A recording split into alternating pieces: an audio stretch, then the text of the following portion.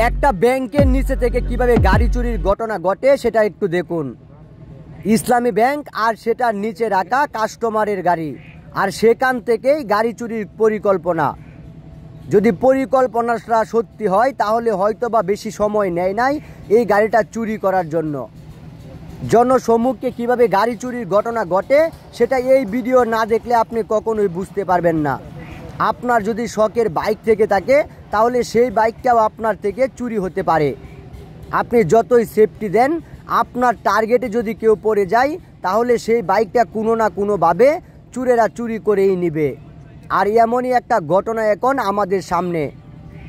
ইসলামী ব্যাংকের নিচে রাখা কাস্টমারের গাড়ি উপরে গিয়েছেন নির্দিষ্ট একটা কাজে, হয়তোবা অনেকক্ষণ সময় নিয়েছিলেন, কিন্তু তার মধ্যেই জনসমুখ থেকে এভাবে গাড়ি চুরির করে ঘটনা অনেক দেখেছি, কিন্তু এভাবে পরিকল্পনা করে গাড়ি চুরির ঘটনা আগে কখনোই দেখিনি।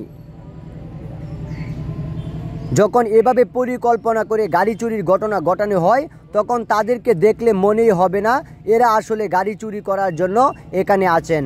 আসলে দূর থেকে দেখলে মনে হবে এরা আসলে গাড়ির মালিক, কিন্তু আদতে তারা কত সুন্দরভাবে পরিকল্পনা সাজাচ্ছেন গাড়িটা কিভাবে চুরি করবে আর কোন দিক থেকে গাড়িটাকে নিয়ে তারা হাওয়া হয়ে যাবে। যদি কয়েক মিনিটের মধ্যে এমনভাবে গাড়ি চুরি করার ঘটনা ঘটিয়ে দিতে পারে তাহলে কয়েক মিনিটে কয়েক লক্ষ টাকা ইনকাম, আর এই বিষয়টা মন্দ না। আর যদি আপনি কোনোভাবে তাদেরকে ধরতে না পারেন তাহলে আপনার গাড়ির অবস্থা খুব খারাপ হয়ে যাবে। পার্টস বাই পার্টস বিক্রি করে দেওয়া হবে অন্যের কাছে। আপনার গাড়ির আলামত দেখেও বুঝতে পারবেন না এটাই ছিল আপনার গাড়ি। মুরব্বী সাহেব আসলে বিষয়টা এমনভাবে প্রকাশ পায় যখন সিসিটিভি ক্যামেরার ফুটেজ আমাদের হাতে আসে, আর তখনই আসলে আমরা একটু নড়ে চড়ে বসি।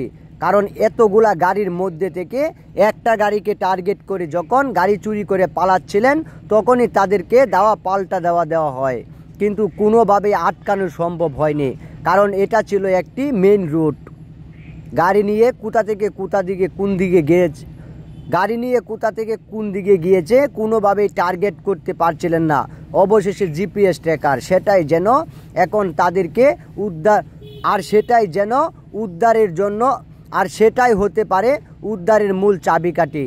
হলেও তাই, যখন কোনোভাবেই তাদেরকে টার্গেট করা যাচ্ছিল না তখন জিপিএস ট্র্যাকার দিয়ে তাদেরকে পাল্টা দেওয়া হয়। অবশেষে তারা আমাদের হাতে। আর কিভাবে চুরিটা করেছিলেন সেটার বাস্তব প্রমাণ মিলেছে।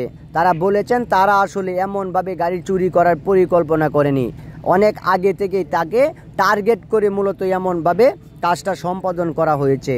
আর আপনাকে আপনার আশেপাশের মানুষ কোনোভাবে যে টার্গেট করে না সেটা কিন্তু না। তাই আপনার শখের বাইক থেকে থাকলে অবশ্যই সেটাকে সেফটি দিবেন।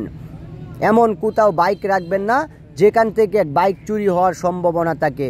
হয়তোবা জনসময়ের থেকে আপনার মনে হতে পারে এখানে বাইক রাখলে হয়তোবা চুরি হবে না, কিন্তু জনসময়ের থেকেই সবথেকে বেশি বাইক চুরির ঘটনা ঘটানো হয়।